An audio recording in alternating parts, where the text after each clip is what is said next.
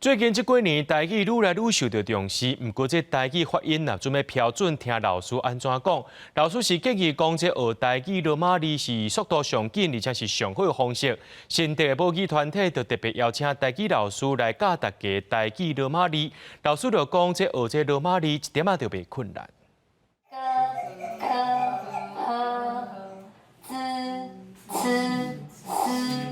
对老师做伙念台语罗马字发音，每一个人拢真认真学。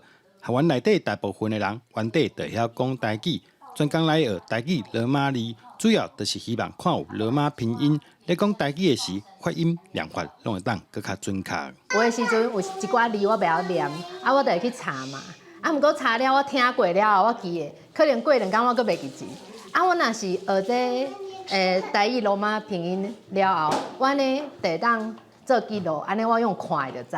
学罗马字了，我想讲呢，才知影讲，可能就是讲一个字，华语甲台语的发音是无共款的，家己会当学到这罗马字。我感觉若是看久啊，其实而且你嘛会晓讲，我是袂感觉伤困难。台语老师讲学罗马字，其实一点仔拢袂困难，只要甲罗马拼音记复调，配合声母参韵母，就当讲出发音标准的台语。即马现主是有伫使用的系统，大约都是有教会白话字，教育部的罗马字甲汉字，阁有一个就是咱讲的在来字，就是以早教育部的迄个书典还袂出来的时阵，民间伫用歌册也是伫书写的时候一寡在来字安尼。因为咱台语有一寡合顿音，比如讲心情、音乐。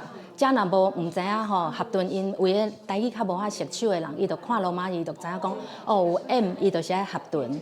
最近这几年，台语愈来愈受到重视，新竹母语团体就特别邀请台语老师来教台语罗马字。学员嘛表示，学罗马拼音绝对是现代学习台语真重要的工具，就亲像学中文爱先学波波摸佛，学台语也应该学罗马拼音，也希望让大家知影。台语有利这个观念，记者刘君和新竹报道。